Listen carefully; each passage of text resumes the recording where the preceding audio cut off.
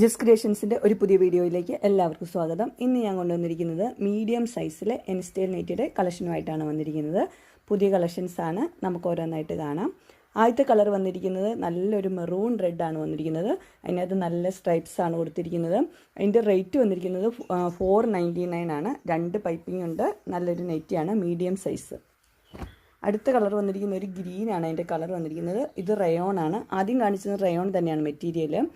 ഇതിൻ്റെ റേറ്റ് വന്നിരിക്കുന്നത് 499 ആണ്. ഇതിൻ്റെ കളർ കാണുന്നത് ഈ കളറല്ല, ഒരു ഗ്രീനാണ് കളർ വന്നിരിക്കുന്നത്.